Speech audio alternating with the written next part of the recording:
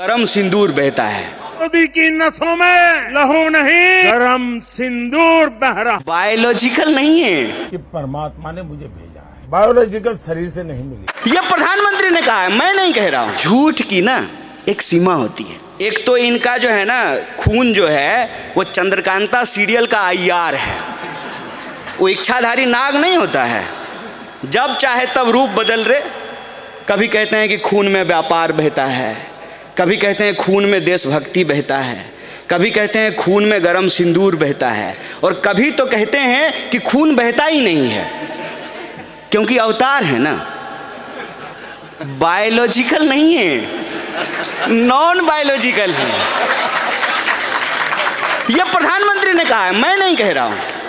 ये प्रधानमंत्री के शब्द हैं कि मैं नॉन बायोलॉजिकल हूं। तो नॉन बायोलॉजिकल है तो फिर खून तो नहीं बहता होगा, फिर तो अमृत बहता होगा। वो जो समुद्र मंथन से निकला था ना, वही वाला अमृत। झूठ की ना एक सीमा होती है।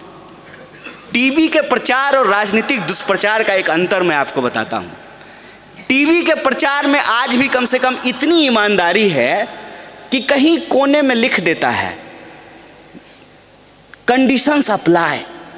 म्यूचुअल फंड का प्रचार देखे हैं ना, म्यूचुअल फंड के प्रचार में क्या कहता है? बाजार जोखिमों के अधीन है। कम से कम आपको बता तो रहा है कि हम आपको बेवकूफ़ बना रहे हैं। राजनीतिक दुष्प्रचार में जो है ना इतनी भी नैतिकता नहीं बची है। झूठ, बेशर्मी, बिना किसी सीमा का। क्रोनोलॉजी ये है कि वक्फ का कानून पास हुआ और देश में जो है उसके खिलाफ विरोध प्रदर्शन होना शुरू हुआ। बंगाल में विरोध हो रहा था। अब आप मुझे बताइए कि जब देश आपस में बंटने लगे, मान लीजिए कि अभी क्रिकेट मैच हो और हमारा बॉलर जो है बॉलिंग करे और कीपर डिसाइड कर ले कि हम एक भी कैच नहीं पकड़ेंगे, मैच जीतेंगे क्या? 140 करोड़ लोगों की एकता को यदि खंडित कर दिया जाए तो क्या देश तरक्की कर सकती है? देश विकास कर सकता है? कितना भी ट्रिलियन की इकोनॉमी हो जाए, जब जरूरत पड़ेगी तो हमको दुनिया के सामने भीख ही मांगना पड़ेगा। और ये स्थिति देश के भीतर लगातार पैदा की जाती है। सुबह से लेकर के शाम तक आप कभी भी टीवी खोल लीजिए, आपको लगेगा इस देश में धार्मिक झगड़े के अलावा कोई मुद्दा नहीं है।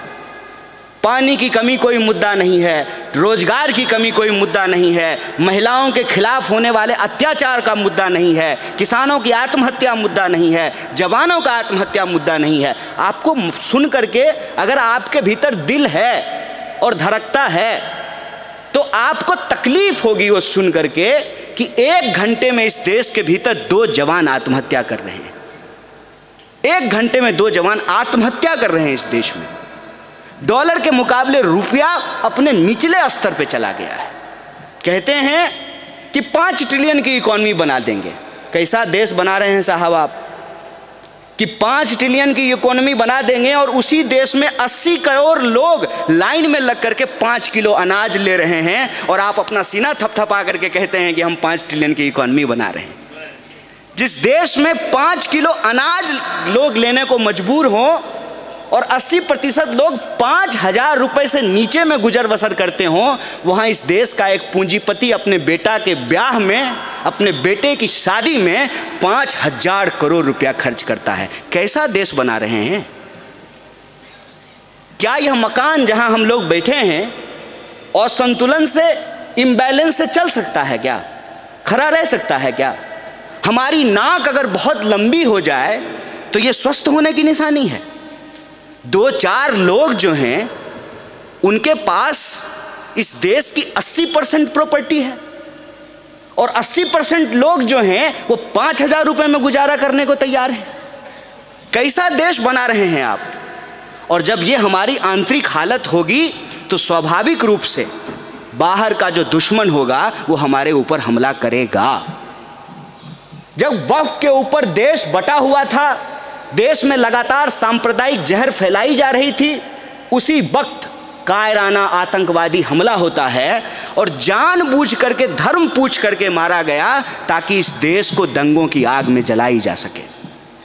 भला हो इस देश का, इस देश की संस्कृति का, इस देश का इतिहास चंद पॉलिटिकल पार्टी के नेताओं से जुड़ा हुआ नहीं है।